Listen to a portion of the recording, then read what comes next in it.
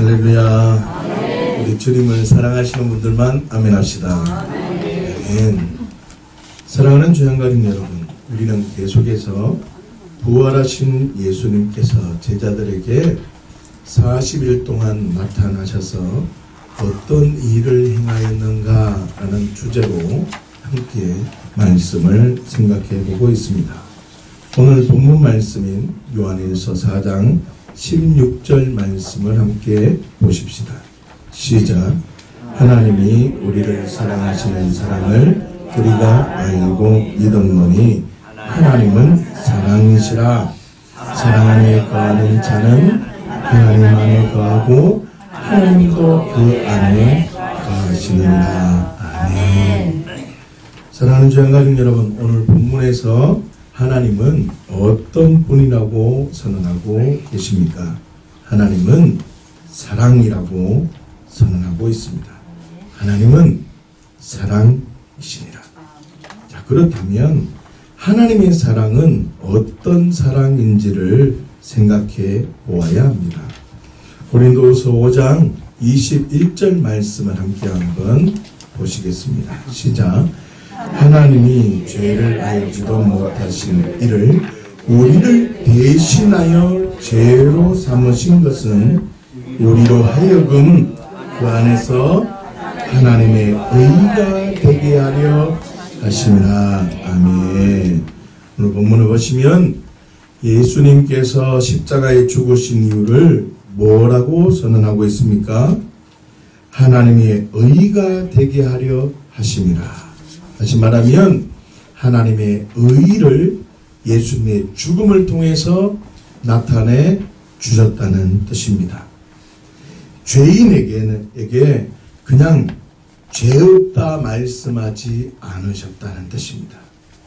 우리 모든 죄를 하나님은 죄 없다 할 수 있는 분이신데 그 사랑을 너 죄 없다 라고 하지 않으시고 흠도 없고 죄도 없는 자신의 아들 예수님을 우리를 대신하여 죄로 삼으신 것. 뭐라고요? 십자가에 죽으셔서 뭐라고 계속 말합니까? 우리로 하여금 그 안에서 그러죠. 예수님의 십자가 사건이 나의 사건임을 믿을 수 있도록 하나님이 해 주셨다는 것입니다. 그래서 그 예수님의 십자가의 사건을 믿는 자는 하나님의 의가 되는 길을 열어주셨다는 뜻입니다. 우리를 대신하여 죄를 삼으신 것은 우리로 하여금 그 안에서 하나님의 의가 되게 하시기 위해서 십자가의 사역을 나타내 주셨다고. 이 말이 무슨 뜻이냐면 하나님의 사랑은 법을 지킨 사랑, 하나님의 사랑은 공의로운 사랑이었다는 뜻입니다.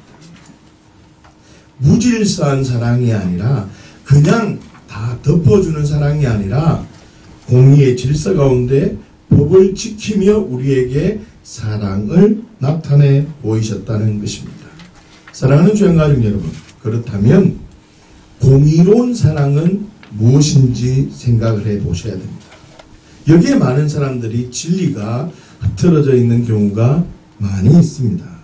지금부터 하나님의 말씀 몇 군데를 찾아볼 것인데 그 어떤 성경적인 흐름이 있다는 것을 여러분들이 발견하셔야 됩니다. 요한복음 1장 18절 말씀을 함께 한번 보십시다. 시작. 본래 하나님을 본 사람이 없으되 아버지 품속에 있는 독생하신 하나님이 나타내셨느니라. 아멘. 예수님께서 하나님의 품속에 있었다고 요한이 지금 선언하고 있습니다. 그런데 요한이 예수님을 하나님의 품속에 있다고 말한 그 뜻, 그 의도를 알아야 한다는 뜻입니다. 이 말을 잘못 오해하면 예수님이 피조물이 됩니다. 그게 아닙니다. 요한복음 1장부터 보시면 예수님은 창조주이십니다. 할렐루야. 그런데 1장 18절 말씀에서 요한이 예수님을 하나님의 품 속에 있었다라고 표현한 그 의미가 있다는 뜻입니다. 다시 말하면 하나님의 사랑, 공의로운 사랑이 무엇인지 알려주기 위해서 이 표현을 쓰셨다는 뜻입니다. 자, 좀 더 생각을 해보십시다. 요한복음 17장 11절 말씀을 보십시다. 시작. 나는 세상에 더 있지 아니하오나 그들을 세상에 있사오고 나는 아버지께로 가옵나니 거룩하신 아버지여 내게 주신 아버지의 이름으로 그들을 보존하사 우리와 같이 그들도 하나가 되게 하소서. 아멘. 우리와 같이 그들도 하나가 되게 하소서. 다시 우리와 같이 그들도 하나 되게 하소서. 예수님께서 아버지 품 안에 있었던 것 같이 그들도 예수님 품 안에 있어서 그들도 아버지 품 안에 있는, 그들도 아버지와 함께 있는 그 진리가 세워지기를 원했다는 것입니다. 우리와 같이 무슨 뜻입니까? 예수님과 하나님과 같이 그들도 하나 되게 하옵소서. 예수님이 하나님과 하나 되어서 예수님이 있는 곳에, 예수님이 가시는 곳에 하나님의 나라가 이루어진 것처럼 예수님이 어떤 상황에도 외적인 것에 영향을 받지 않고 하나님의 그 말씀을 이루어드리는 삶을 살아가는 것처럼 너희들도 예수님 안에, 너희들도 예수님이 하나님 안에 거했는 것처럼 너희들도 하나님 안에 예수님 안에 거하여서 예수님처럼 어디를 가든 하나님 나라가 임하고 어디를 가든 외적인 것에 영향을 받지 않고 어디를 가든 하나님의 영광을 나타내는 자가 되어라 라는 그 진리로 우리도 그와 그 상태가 되기를 원한다라고 말씀했다는 겁니다. 다시 말하면 여러분들이 아셔야 될 하나님의 사랑은, 여러분들이 아셔야 될 십자가와 부활은 하나님은 우리를 이용해 먹기 위해서 우리를 건져내신 것이 아니라는 뜻입니다. 우리에게 일을 시키기 위해서 우리를 예수를 죽이고 부활시켜서 그거 믿어서 너 새 사람 만들어서 뭘 일해 먹기 위해서 그 사역을 행하신 것이 아니라 무엇 때문이라는 거죠? 우리와 같이 그들로 하나 되게 하소서. 이걸 더 명확하게 선언하는 장면이 있습니다. 그 상태가 무엇인지 선언하는데 요한일서 1장 3절 말씀을 보십시다. 시작. 우리가 보고 들은 바를 너희에게도 전함은 너희로 우리와 사귐이 있게 하려 함이니 우리의 사귐은 아버지와 그의 아들 예수 그리스도와 더불어 누림이라. 아멘. 하나님의 공의로운 사랑은 사귐, 그 사귐의 관계라는 것입니다. 다시 말하면 사랑은 대가를 원하는 것이 아니라 그냥 사귐이라는 뜻입니다. 다시 말하면 공의로운 사랑, 하나님의 사랑은 나의 무엇이 아니라 뭐라고요? 나의 무엇, 나의 어떠한 것이 아니라 나에게만 집중되었다는 것입니다. 다시 말하면 내가 무엇을 하며 어떻게 행동을 해야 되는 이런 나의 무엇이 아니라 나의 행동하는 그 열매가 아니라 내가 누구의 것인가, 내가 누구의 것인가, 나의 소속이 더 중요하다는 뜻입니다. 다시 말하면 내가 얼마나 무엇을 해야 된다는 그 속도나 어떤 무엇이 아니라 내가 지금 어디를 향하여 있고 누구에게 집중되어져 있는가라는 방향이 더 중요하다는 것입니다. 여러분, 하나님께서 독생자 예수 그리스도를 우리에게 보내셔서 우리를 건져내신 이유는 우리를 써먹기 위해서 건져내신 분이 아닙니다. 우리에게 이 일을 시키기 위해서 핏값 주고 십자가에 죽으시고 부활하신 게 아니란 말입니다. 이 가치가 잘못되어졌기 때문에 나의 신앙, 나의 믿음을 행동으로 증명하려 한다는 말입니다. 그게 절대 아니란 말이죠. 믿음이라는 것은 하나님과 예수님이 서로 사귐의 관계가 있는 것처럼 예수님이 하나님 품속에 있었다라고 표현하실 만큼 우리가 때로는 그 말씀을 그러면 예수님이 하나님의 피조물인가 라고 생각할 만큼 오해할 수 있음에도 그 말씀을 표현한 이유는 너를 예수님 품 안에 넣고 싶고 너를 하나님 품 안에 넣고 싶어. 예수님과 하나님이 사귐의 관계가 있는 것처럼 너희들도 그 사귐의 관계로 초대하고 싶어. 예수님과 함께 누리는 거 엄청난 거야. 이걸 전하고 싶은데 무엇? 내가 어떻게 할까? 이거로 나의 나됨을 증명하려 하는 어리석은 신앙생활을 해버린다는 것입니다. 그렇기 때문에 믿음 없는 사람들은 진정한 사랑, 공의로운 사랑, 사귐의 관계를 발견하지 못하는 겁니다. 신앙생활의 출발이 아예 잘못되어진 것입니다.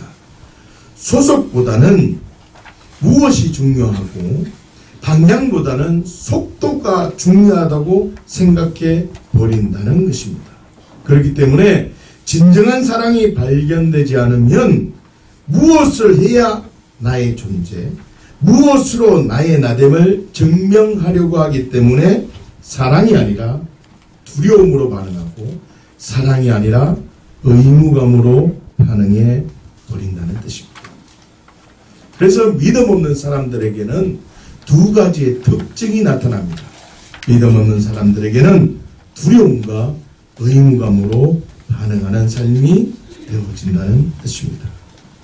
어떤 행동을 하거나 어떤 생각의 전환이 생겼을 때 그 사람이 어떻게 반응하는가를 따라서 무엇으로 움직이고 있는지를 확인할 수 있다는 뜻입니다. 자, 보세요. 내가 어떤 행동을 하고 있는데 어떤 일이 발생하게 되면 내가 하고 있는 이 일들이 무엇으로 하고 있는지 이 일들, 사건으로 통해서 나타난다는 뜻입니다. 나는 믿음으로 산다고 얘기를 하면서도 어떤 일이 딱 발생했을 때 믿음으로 하는 것인지 믿음이 아닌지를 이 일로 증명되어진다는 뜻입니다. 다시 말하면 어떤 행동을 하다가 어떤 일이 발생했을 때 뭐라고 얘기합니까? 그 사람이 어떻게 행동하느냐를 보면 뭐라고요? 그 사람의 정체성을 발견할 수 있다는 뜻입니다. 자, 첫 번째로 어떤 일들 속에서 어떤 사람에게 무엇든 일이 발생합니다. 그래서 두려움으로 반응하는 사람들을 한번 보십시다. 그리고 내가 지금 삶을 살아가면서 어떤 일이 발생했을 때 이 여인과 같이 반응한다면 자꾸 믿음 있다고 얘기하지 마시고 그 사람은 믿음이 없는 겁니다. 한번 누가복음 24장 1절에서 2절까지의 말씀을 함께 보십시다. 시작. 안식 후 첫날 새벽에 이 여자들이 그 준비한 향품을 가지고 무덤에 가서 돌이 무덤에서 굴려 옮겨진 것을 보고 아멘. 여러분, 안식 후 첫날 새벽에 여자들이 향품을 준비해서 예수님의 어디로 갔다고요? 무덤을 찾아갔습니다. 그런데 예수님의 무덤을 막고 있던 돌이 어떻게 해요? 옮겨진 것을 발견하게 된 것입니다. 여인들은 어떤 행동을 하다가 돌이 옮겨진 사건을 발견하게 된 겁니다. 맞닥뜨려진 것입니다. 다시 말하면 그 사건을 통해서 그 사람이 어떻게 행동하냐를 통해서 믿음이 없는 행동인지 믿음의 행동인지를 발견할 수 있다 그랬죠. 그죠? 그래서 한번 보자는 겁니다. 그 여인들이 어떻게 행동했는지 그리고 어떻게 평가되고 있는지를 누가복음 24장 5절 말씀을 함께 한번 보십시다. 시작. 여인들이 두려워 여자들이 두려워 얼굴을 땅에 대니 어떻게 한다고요? 그 두 사람이 이르되 어째여 살아있는 자를 죽은 자 가운데서 찾느냐라고 말합니다. 자, 여인은 어떻게 행동했습니까? 두려워하였습니다. 여인들에게 뭐라고 얘기합니까? 여인들에게 죽은 자 가운데서 어떻게 해요? 왜 찾느냐라고 얘기합니다. 다시 말하면 두려워하는 이유와 죽은 자 가운데서 살아있는 자를 찾으려고 한다는 그 말을 비교해 보면 어떤 연관성이 있다는 겁니다. 어떤 일을 하다가 두려워하는 마음이 생기면 어떤 비밀이 있다는 뜻입니다. 사랑하는 조양가족 여러분, 사람이 어떤 행동을 하다가 두려워하는 이유는 잘 들으세요. 말씀에 대한 오해 때문입니다. 민수기 14장 9절 말씀인데요. 함께 길지만 찾아 읽어보겠습니다. 시작. 다만 여호와를 거역하지는 말라. 또 그 땅 백성을 두려워하지 말라. 그들은 우리의 먹이라. 그들의 보호자는 그들에게서 떠났고 여호와는 우리와 함께 하시느니라. 그들을 두려워하지 말라나. 아멘. 여러분 금방 읽은 말씀은 가나안 땅을 정탐한 뒤에 두려워 떠는 이스라엘 백성들을 향해서 갈렙이 믿음으로 선포하는 장면입니다. 갈렙이 뭐라고 선언하고 있습니까? 두려워하지 말라. 왜요? 그들의 보호자는 그들에게서 떠났단 말입니다. 그들은 고하고 우리는 고아가 아니단 말입니다. 믿을 구석이 있단 말입니다. 무슨 말이냐면 하나님의 약속의 말씀을 붙들고 있는 사람은 두려워하지 않습니다. 그러나 하나님의 약속의 말씀을 붙들지 않는 사람은 두려워한다는 뜻입니다. 하나님의 약속이 없는 사람은 하나님의 말씀의 진리가 내려지지 않는 사람은 하나님의 말씀이 어떤 것인지 하나님이 정말 사랑의 하나님인지 발견하지 못한다면 내가 어떤 행동을 했을 때 어떤 사건이 발생하면 두려움으로 발생합니다. 아담이 하나님과 함께 교통하고 사귐을 갖고 있다가 선악을 알게 하는 나무 열매를 따먹었습니다. 두려워서 숨게 되어집니다. 하나님이 찾아갑니다. 왜 찾아갈까요? 왜곡된 생각을 갖고 있던 말씀에 오해를 하고 있던 하나님에 대해서 오해하고 있던 아담은 벌벌벌벌 뜹니다. 죄 때문에 벌벌벌벌 뜹니다. 하나님 나를 어떻게 생각할까? 벌벌벌벌 뜹니다. 그러나 하나님은 아담을 찾아간 목적이 있었다. 성경을 보면 아담에게 야, 너 괜찮다. 너 힘내라.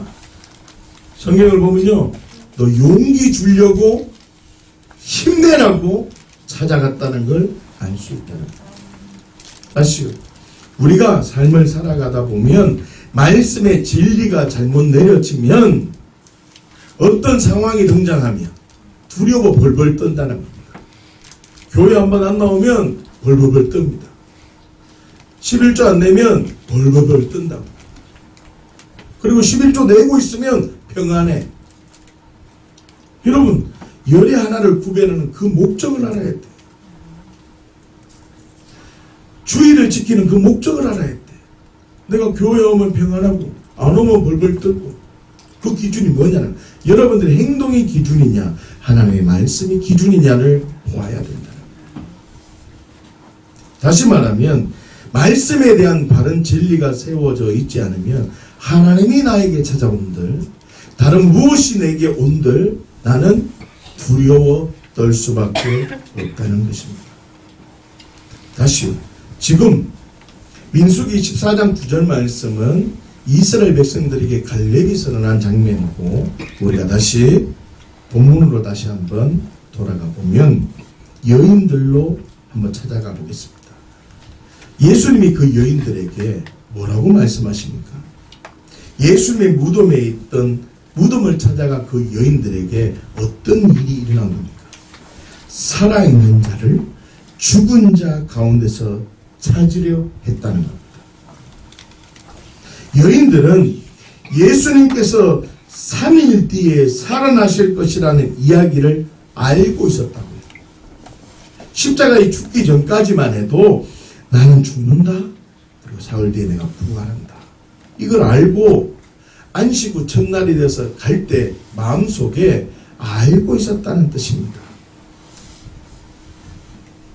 그렇게 들었음에도 불구하고 예수님을 죽은 자 가운데서 찾으러 갔다는 것입니다.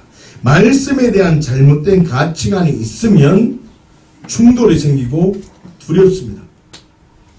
나타나니까 깜짝 놀라는 겁니다. 돌이 굴러져 있고 시체가 없고 막 두 사람이 번쩍번쩍 빛난 사람이 있으니까 깜짝 놀라는 겁니다. 맞다. 내가 잘못 알고 있었구나. 말씀에 대한 잘못된 가치가 있으니까 두려워서 막 고개를 대고 막 시급하는 겁니다. 사랑하는 주양가족 여러분, 자신이 신앙생활을 하면서 자신의 삶을 살아가면서 만약 두려움이 생긴다면, 어떤 일 때문에 두려움이 생긴다면 말씀에 대한 잘못된 가치관이 세워졌음을 알아야 돼요. 다시요. 내가 삶을 살아가다가 어떤 두려움이나 공포가 생긴다면, 어떤 일 때문에 두려움이나 공포가 생긴다면 그 당시에 하나님의 말씀은 나에게 뭐라고 얘기하는지를 말씀을 통해서 보아야 된다는 말입니다. 말씀을 통해서 깨달아야 된단 말입니다. 내가 지금 두려워 떠는 게 내가 말씀을 잘못 알아서 두려워 떠는 것인지 정말 하나님께서 주시는 정말 두려움인지를 발견해야 돼. 그런데 대부분은 하나님은 두려워하는 마음을 주시는 분이 아니에요. 하나님은 우리에게 사랑을 주십니다. 그래서 8절 말씀을 보시면 두려워하는 여인에게 하나님의 말씀을 전하고 있음을 볼 수 있습니다. 여러분, 내 삶 속에 두려움이 생긴다면 하나님의 말씀을 내가 왜곡하고 있는 게 무엇인지 돌아보셔야 합니다. 자, 두 번째로 믿음 없는 삶 속에 살아가는 자들에게는 의무감으로 살아갑니다. 다시 말하면 어떤 일 속에서 의무감으로 반응하는 사람들이 있다는 뜻이죠. 누가복음 24장 38절 말씀을 함께 한번 보십시다. 시작. 예수께서 이르시되 어찌하여 두려워하며 어찌하여 마음에 의심이 일어나느냐. 아멘. 의무감으로 반응하는 사람에게는 한 가지 공통적인 특징이 있습니다. 뭐냐면 의심하고 정리되지 못한 마음을 갖고 있습니다. 정리가 안 되는 거예요. 그냥 의문으로 계속 있고 그걸 계속 말씀으로 조명해보고 성령의 조명 속에 있지 않는다는 거, 계속 의심으로만 있는다는 거죠.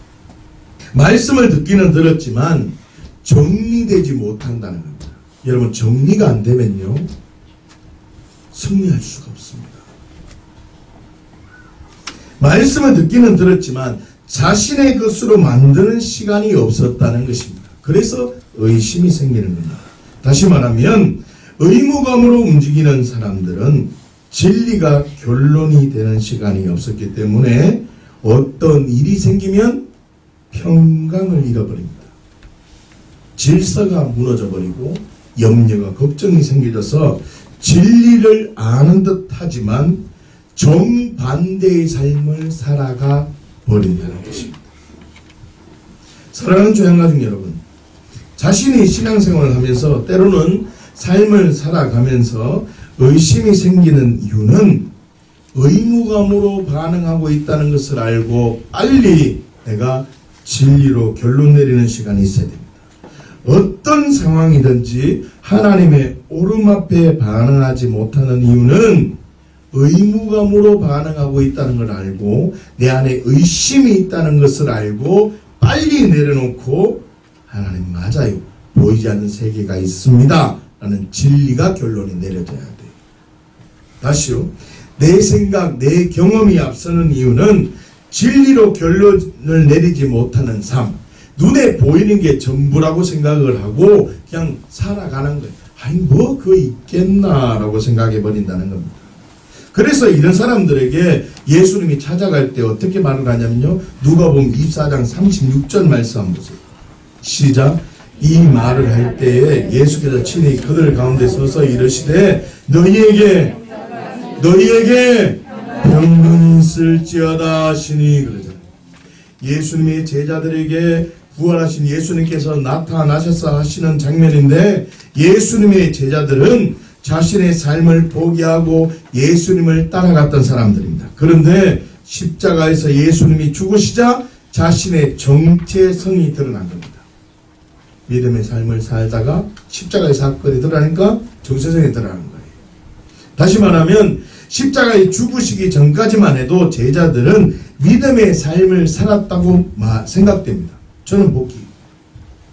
아무도 의심할 수 없는 거예요. 그러나 십자가의 사건이 제자들의 정체성을 확인할 수 있었던 것입니다. 사랑으로 반응하지 않은 삶이었다는 것이 나타나게 되었다는 뜻입니다. 보기에는 믿음의 삶을 살아가는 것 같지만 어떻게 해요? 실상은 정리되지 못한 삶, 진리로 결론 내리지 못한 삶을 살았기 때문에 십자가의 자리에서 모두 도망간 제자들을 향해서 의무감으로 살아온 삶을 살아가는 제자들에게 뭘 얘기하고 있다고요? 평강을 선언합니다. 왜요? 평강을 선언하는 이유가 있어요. 이 제자들은 일단 두려움이라는 건 벗어냈다. 자기가 포기되어질 건 포기되어져서 예수님을 따랐던 사람들이잖아. 그런데 막 혼돈스럽고 영으로 왔는가? 라고 생각한단 말이에요. 말씀을 읽어보면 영으로 왔는가 보다. 지금 몸으로 부활한 게 아니고 영적 존재인가 보다. 환상에 빠지는 거예요. 그래서 예수님이 평안을 얘기하고 너에게 의심이 없어져야 된다라는 말씀을 선포한다는 것입니다. 새로운 가치관이 세워져야 함을 선포하고 있다. 여러분 중요한 것이 있는데 주목하셔야 됩니다. 두려움, 말씀에 대한 오해죠. 말씀에 대한 잘못된 가치관 때문에 두려움이 생긴다 했습니다. 그러나 의무감은 뭐 때문에 생긴다고요? 의심이 생길 때 의무감으로 살았다는 것을 확인할 수 있다고 했습니다. 두려움은 말씀, 의무감은 의심. 무슨 뜻입니까? 두려움, 보이는 겁니다. 의심, 의무감, 보이지 않는 겁니다. 하나님 나라에 대한 확신, 보이지 않는 세계에 대한 결론이 내려지지 않으면 의심이 생기는 것이라고요. 진정한 믿음의 삶에 대한 반응을 할 수 없다는 겁니다. 다시요. 믿음의 삶, 사나 죽으나 주를 위해 살 수 있는 삶은 보이지 않는 세계에 대한 진리가 내려져야지만 믿음으로 살 수 있다는 겁니다. 그래서 부활의 능력이 그렇게 중요한 것입니다. 다시요. 하나님 나라에 대한 확신, 보이지 않는 세계에 대한 결론이 내려지지 않으면 의심이 생기는 것이고 진정한 믿음으로 반응하는 삶을 살 수 없다는 겁니다. 이해를 돕기 위해서 로마서 14장 8절에서 9절까지의 말씀을 함께 한번 보십시다. 시작. 우리가 살아도 주를 위하여 살고 죽어도 주를 위하여 죽나니 그러므로 사나 죽으나 우리가 주의 것이오로다. 이를 위하여 그리스도께서 죽었다가 다시 살아나셨으니 곧 죽은 자와 산 자의 주되려 하시니라. 아멘. 보이지 않는 세계에 대한 확신, 하나님 나라의 가치, 그 진리가 내려지지 않으면 의심이 생기게 되고 사나 죽으나 주를 위해 살 수 없다. 여러분, 이 진리체계가 내 안에 듣는 것으로만 끝나는 것이 아니라 내가 표현할 수 있어야 돼. 정말 의무감은 보이지 않는 것에 대한 진리가 내려지지 않았을 때 생기는 것인지 성경을 좀 더 찾아보십시다. 누가복음 24장 39절 말씀입니다. 함께 볼까요? 시작. 내 손과 발을 보고 나인 줄 알라. 또 나를 만져보라. 영은 살과 뼈가 없으되 너희 보는 바와 같이 나는 있다 이 말이에요. 38절에서 보면 어찌하여 마음에 의심이 일어났느냐라고 말해요. 어찌하여 마음에 의심이 일어났느냐. 그러니 내 손과 발을 보고 마음의 의심을 풀어라 라고 선언하고 있다는 겁니다. 무슨 뜻입니까? 37절을 보시면 제자들이 예수님을 영으로 생각을 했다는 것입니다. 의심이 생기는 이유는 보이지 않는 세계, 하나님의 나라, 영적 진리가 건강하게 결론이 내려지지 않았기 때문에 영이 아니라 진정한 몸이라는 것을 부활하신 예수님의 모습을 보이시면서 확증해 주셨다는 것입니다. 결론적으로 보이는 세계와 보이지 않는 세계가 믿어지지 않으면 믿음의 삶을 살아갈 수가 없는 겁니다. 자, 그렇다면 믿음의 사람은 어떻게 반응하느냐 보셔야 됩니다. 자, 이 말씀은 무슨 뜻이냐면 믿음 없는 사람은 두려움과 의무감으로 하는데 믿음의 사람은 어떻게 할 때 믿음의 삶을 살아가고 어떻게 될 때 하나님의 사랑을 경험하느냐, 이 총체적인 내용이 담겨져 있습니다. 자, 이것을 보기 위해서 요한복음 21장 말씀을 좀 보았으면 좋겠습니다. 1절 한번 보시면 좋겠습니다. 시작. 그 후에 예수께서 디베랴 호수에서 또 제자들에게 자기를 나타내셨으니 나타내신 일은 이러하니라. 아멘. 자, 중요한 것이 있는데요. 20장까지의 내용은 부활하신 예수님께서 제자들에게 어떻게 나타내신 겁니다. 자, 나타나셔서 개인적으로 만나시거나 공동체, 무리들 가운데 나타내셨단 말이에요. 나타내시면서 개개인의 간증, 개개인의 두려움, 개개인의 의무감을 어떻게 해요? 거두어내셨다는 거예요. 설명해주고 이해시켜서 그 각자가 말씀으로 반응할 수 있도록 어떻게 해요? 초대해 주셨다는 겁니다. 그 진리가 뭐냐면 마가복음에서 보면 좀 이따 보겠지만 내가 예수 십자가 죽기 전 상황이에요. 죽기 전에 내가 죽고 난 다음에 부활할 거야. 부활하면 내가 갈릴리에서 내가 기다릴 건데 너희가 부활의 소식이 들려지면 갈릴리로 와라. 그래서 같이 한번 만나자. 지금 이 얘기를 먼저 선언해 놓았어요. 그런데 부활한 소식을 듣고도 여전히 어떻게 해요? 개인적으로 있고 그냥 무리 속에 있는 거야. 어느 누구도 갈릴리로 가지 않아요. 그런데 21장 1절 말씀 보시면 예수님이 만났던 그 사건, 몇 번 만났냐가 중요하지 않아요. 그 만났던 사건을 통해서 제자들이 움직이기 시작한 거예요. 어디로요? 약속대로 갈릴리로 움직이기 시작했다. 자, 그런데 우리가 21장 말씀을 보면 하나님 나라의 계시로 발견하지 못하면 의문점이 생기게 돼요. 그게 뭐냐면 부활하신 예수님 만나는 거예요. 정말 하나님 말씀 맞는 거, 이 진리로 결론이 내려졌는데 어떻게 삶의 자리로 가서 어떻게 복음을 전해야지. 첫 번째 삶의 자리로 가느냐. 어떻게 그 삶의 자리에 갔으면 복음을 전하는 삶을 살아야지. 어떻게 그물 잡고 고기 잡고 있느냐. 아이고 불바다도 헛바이다. 이건 뭐 말도 안 된다. 이거 왜 이래서 났느냐. 이런 오해들과 하나님의 뜻을 발견할 길이 없는 거예요.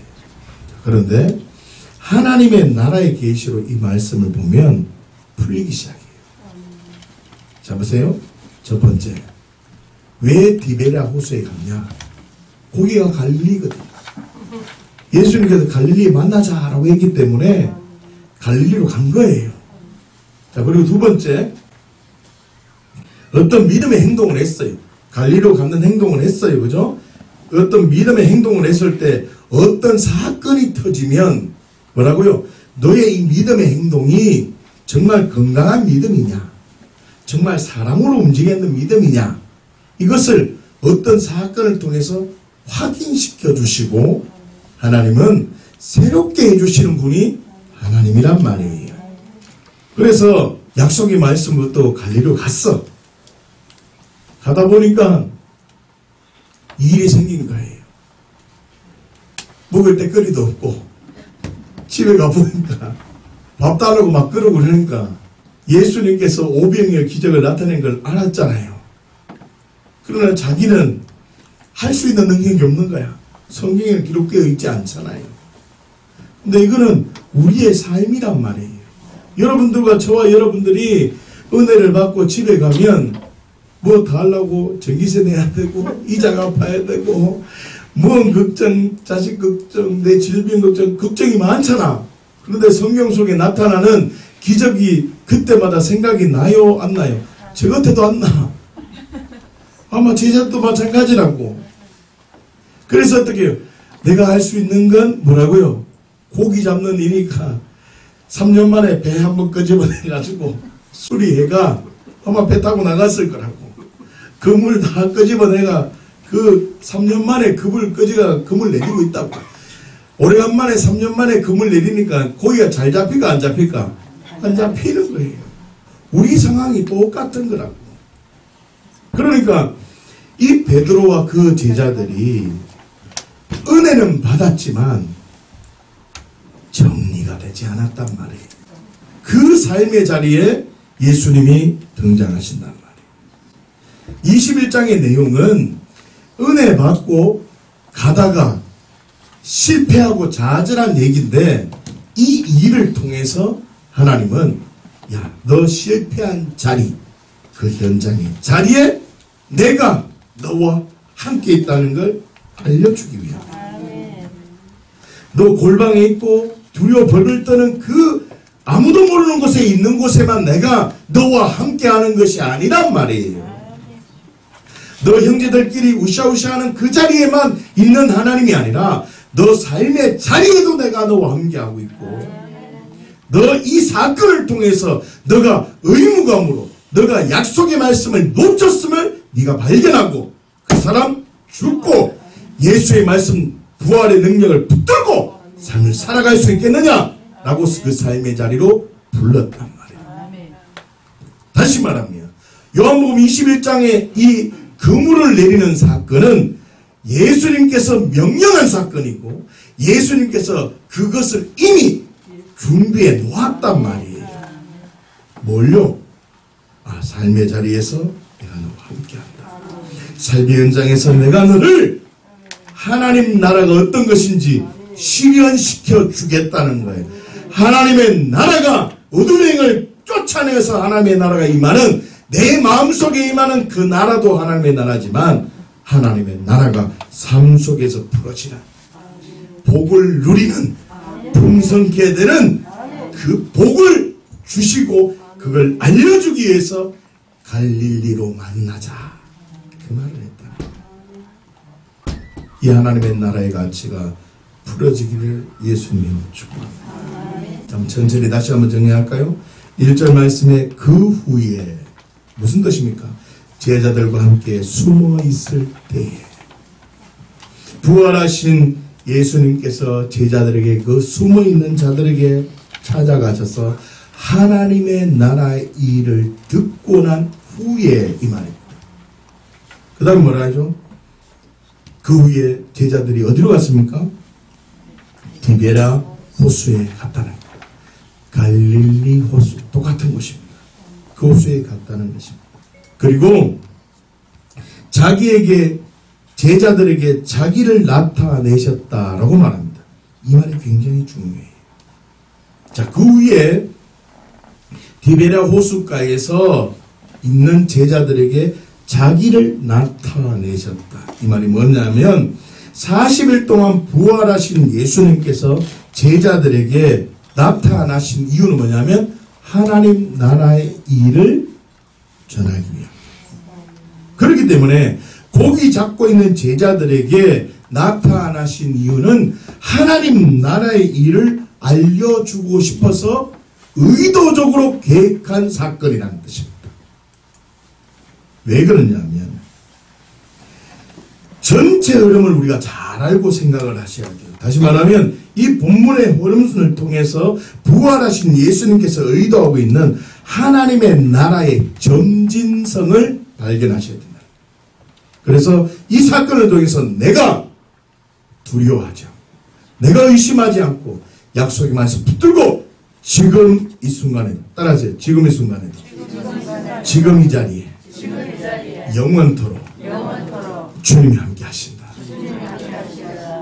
이걸 알려주고 싶었다는 거예요. 여러분 기억하세요. 주님이 함께 하신다. 왜 디베랴 호수인지를 우리는 알고 있습니다. 마가복음 16장 7절 말씀을 한번 볼까요? 시작. 가서 그의 제자들과 베드로에게 이르기를 예수께서 너희보다 먼저 갈릴리로 가시니 전에 너희에게 말씀하신 대로 너희가 거기서 배우리라 하라는지라. 아멘. 예수님께서 말씀하신 대로 갈릴리로 갔다는 겁니다. 부활하신 예수님을 만나고 약속의 말씀대로 갈릴리 디베랴 호수로 갔다는 겁니다. 하나님은 디베랴 호수에로 만나기로 예정해 놨다는 겁니다. 왜요? 그 삶의 자리에서 승리하는지 안 하는지 거기서 승리를 해야지 다른 곳에서 승리를 할 수 있기 때문에 승리할 수 있는 그 시험대를 만들어 놓았다고요. 다시요.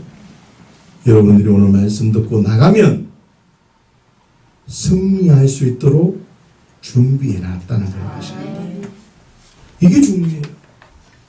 지금 말씀 듣고 아멘 아멘 아멘 하나도 중요하지 않아. 나가서 승리가 보장되어져 있음을 알아야 된단 말이에요. 승리가 보장되어져 있다. 천군천사가 나를 지키고 보호하고 있다. 힘내라 힘내라 힘내라 화이팅! 지금 난리를 지키고 있는데 그건 안 보고 문제를 바라보고 앉아있으면 문제에 집중하고 문제를 묵상하면 천군천사의 소리가 안 들리지. 그러니 어떻게 해요? 아이고 뭐 더 어디를 건물을 더 큰 걸 사야 되나 이런 생각을 하는 거예요. 어? 천군천사의 일하심과 하나님의 약속의 말씀, 야 너 오늘 말씀 듣고 삶의 자리 내가 승리하도록 준비해 놨다. 갈릴리에서 만나자 먼저 얘기해 놨단 말이에요. 준비해 놨다고. 이 약속의 말씀을 들고 승리할 수 있는 준비의 장소를 만들어 놨단 말이에요. 그런데 우리는 가서 어떻게 해요? 문제가 더 큰 걸 묵상하는 거예요. 하나님 이 문제 해결해 달라고 기도해. 아니 심판을 받아야 돼. 그 상황을 그대로 받아야 된단 말이에요. 문제 해결해 달라고 기도하지 말고 하나님이 어떻게 해요? 준비해 놓은 장소라고. 그 장소는 어떤 거라고? 승리가 보장되어진 장소란 말이에요. 그런데 어떻게 말씀 듣고 가서 이걸 모르고 쳐맞고 두드려 맞고 우상에게 절하고 다시 오는 거야. 열매가 없는 거지. 하나님 나라를 경험할 수가 없는 거예요.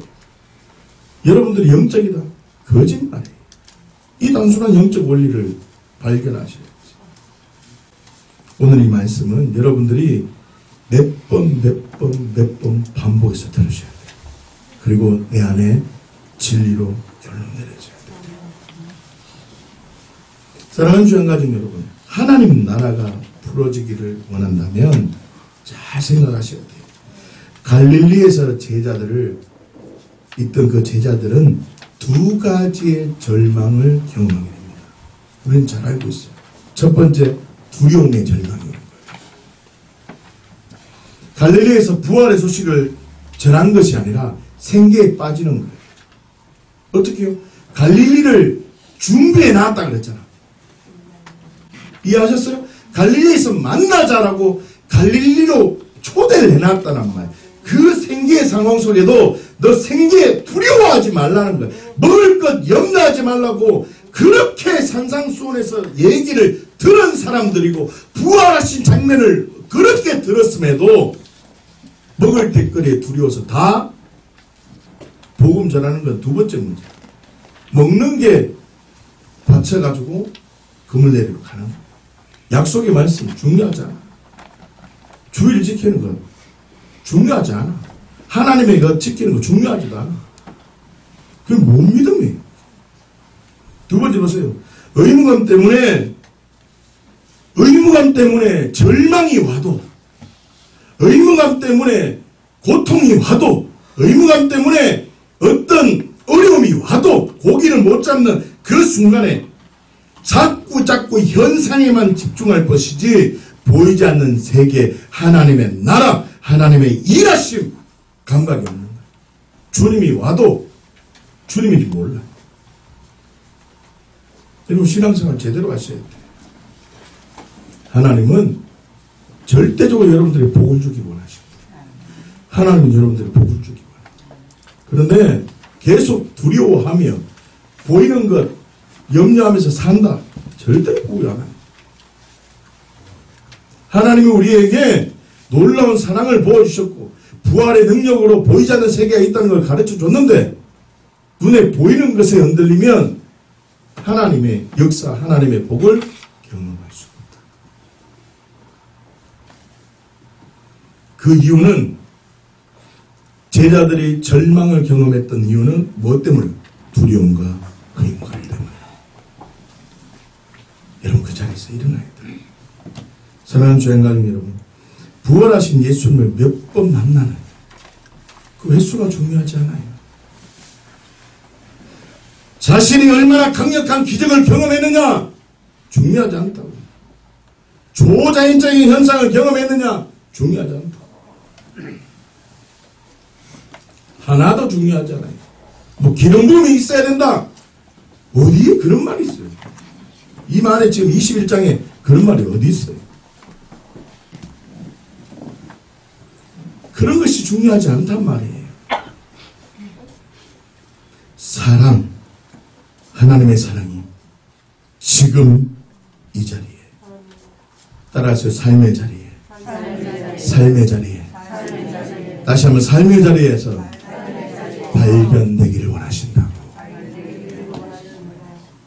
만약에 갈릴리로 와라, 갈릴리에서 만나자 이 말 안 했으면 우리는 삶 속에서 승리하는 게 어려워.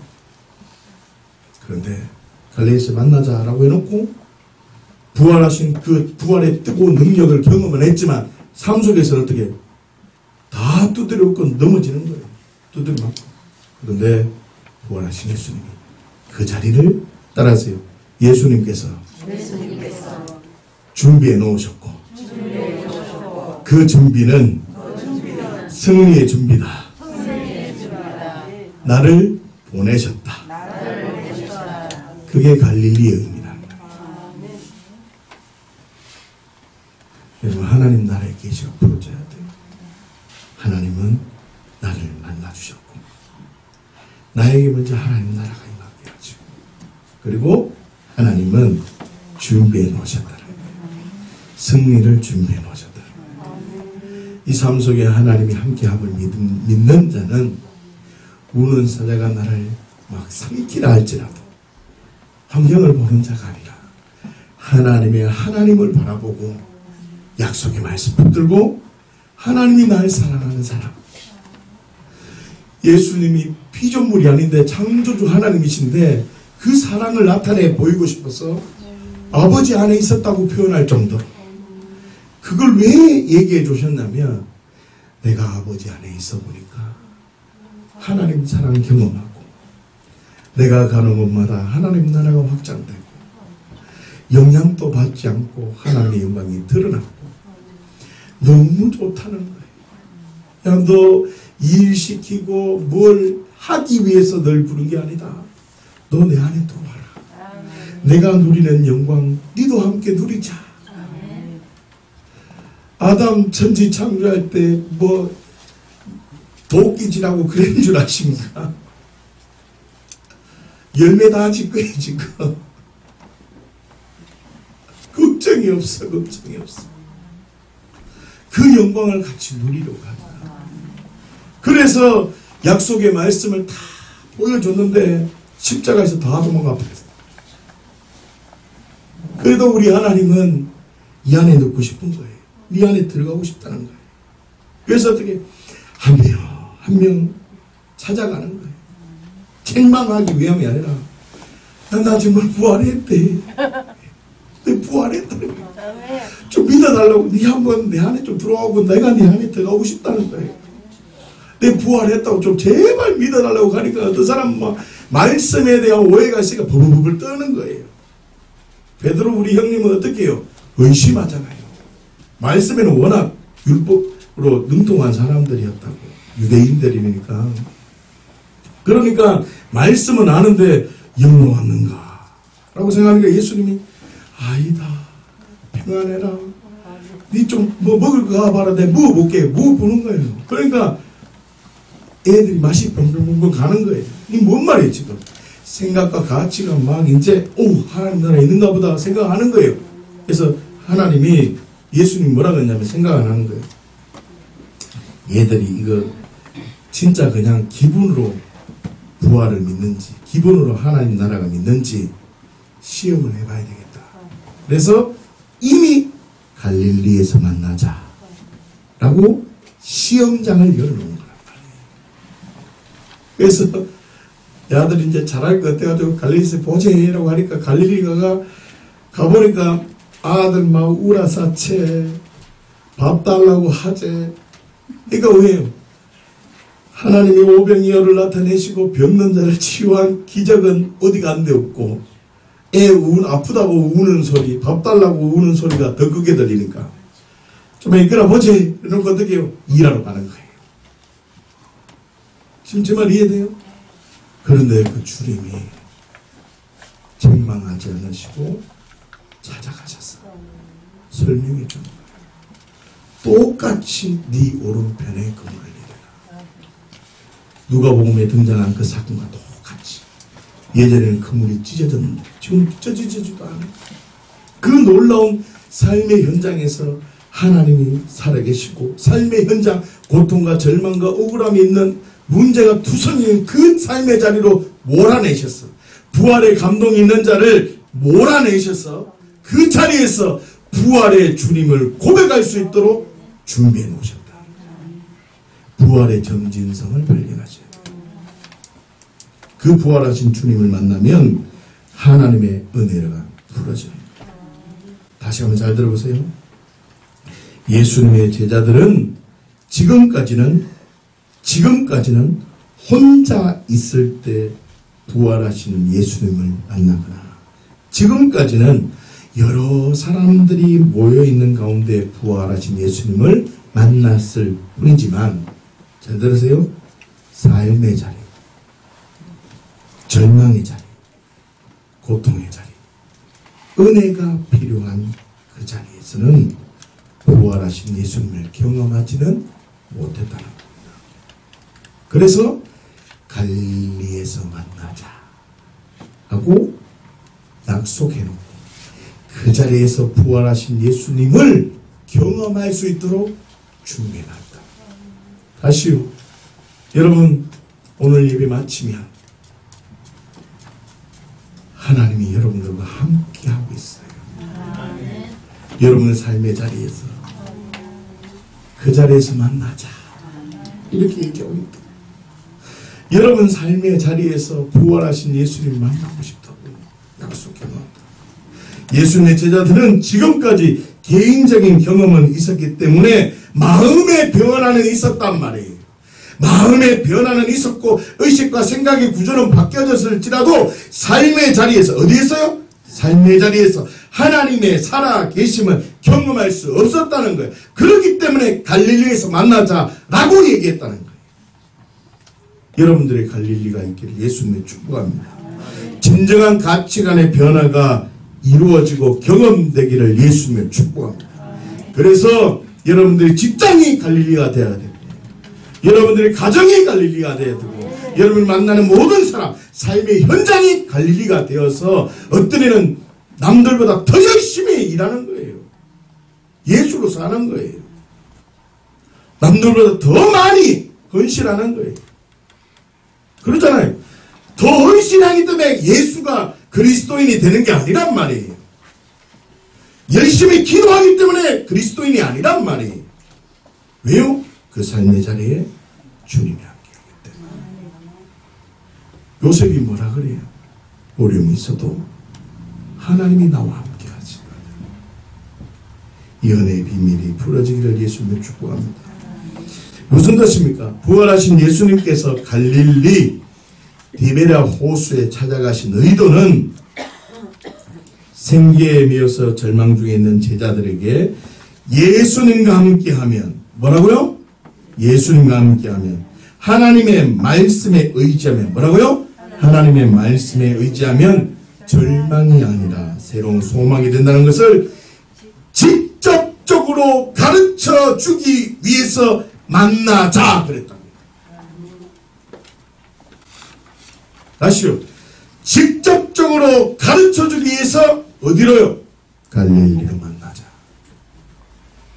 여러분들의 삶의 자리에서 주님 만나고 싶어요.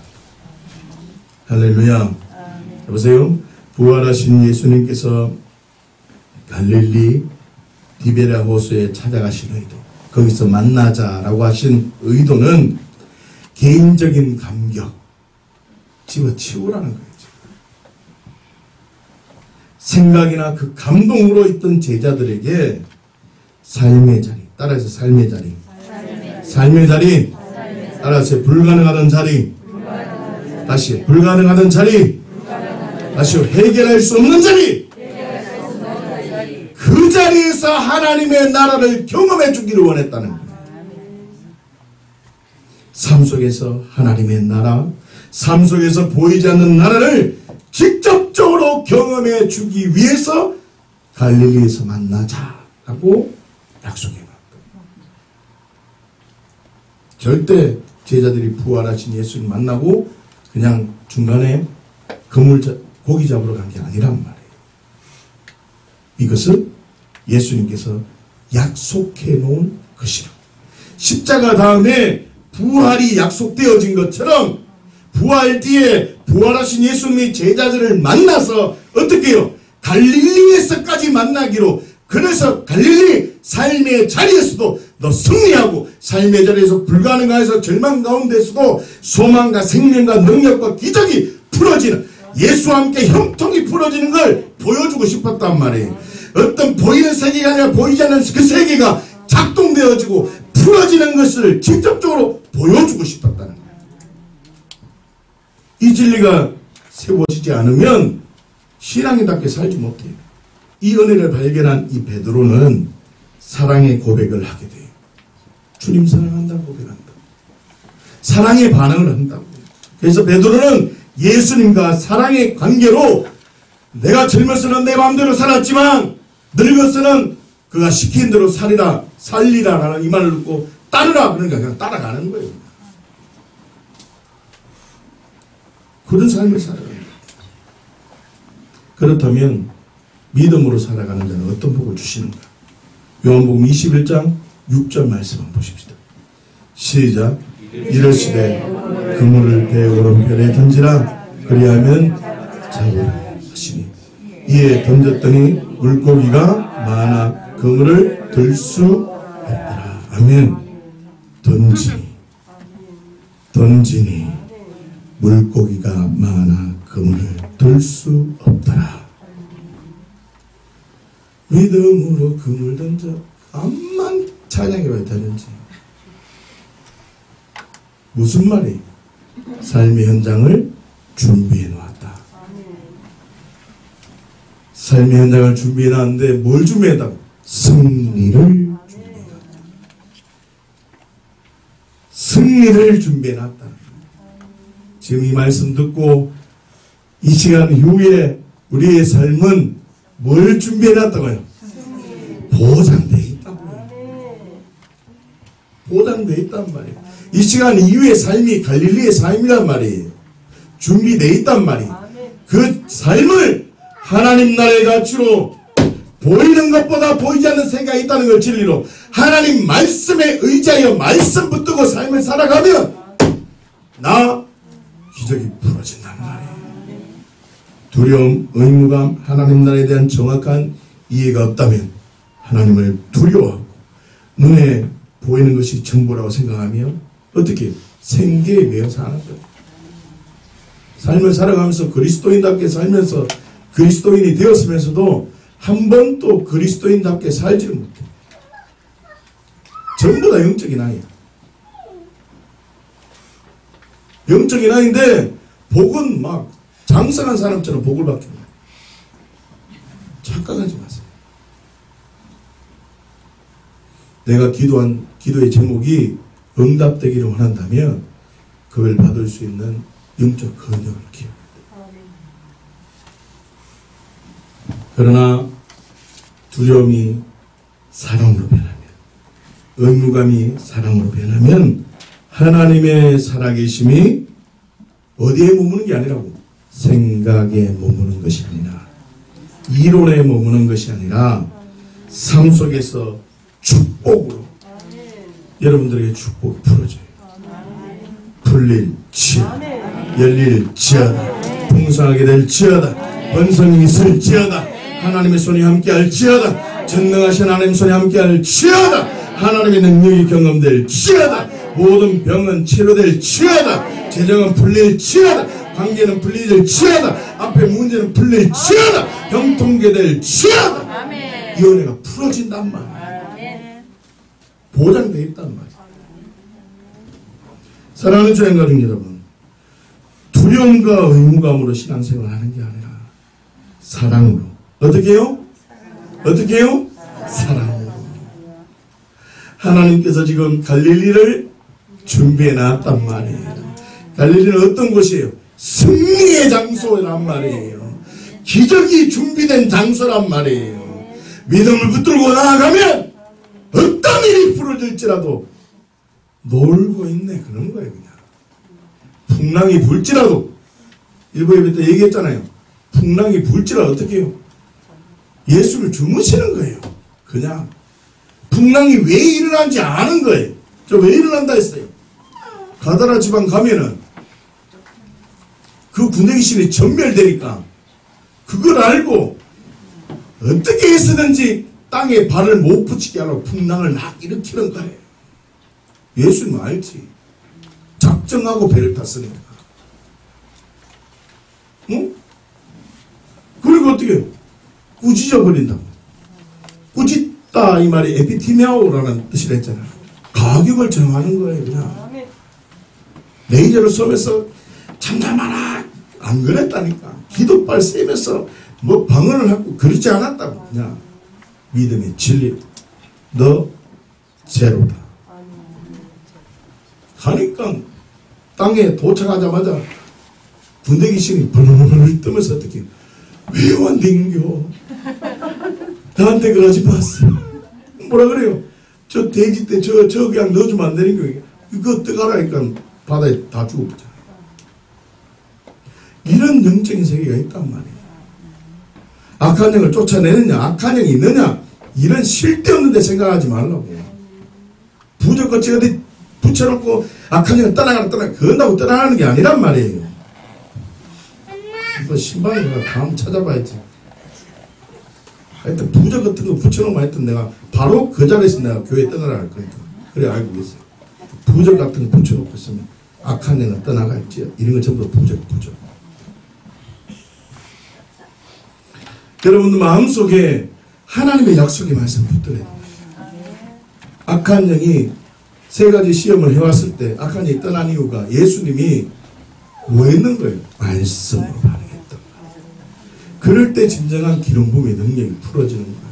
초자연적 능력이 풀어지는 거예요. 영적 세계 속에 악한 영이 물러가고 진멸되어지고 하나님의 통로가 풀어지고 이게 기름 부음이란 말이에요. 진정한 기름 부음이 풀어진단 말이에요. 이 은혜가 있기를 예수님 축복합니다. 두려움과 의무감이 아니라 뭐로 반응해야 된다고? 사랑으로 반응할 때 기름 부음이 풀어지고, 사랑으로 반응할 때 하나님의 능력이 풀어지고, 사랑으로 풀어질 때 하나님의 그 놀라운 일하심과 기적이 풀어진단 말이에요. 하나님 나라가 그래서 삶 속에 가득하여서 그물의 고기가 가득하듯이 번성함이 풀어지기를 예수님으로 축복합니다. 이제 함께 한번 기도하십시다.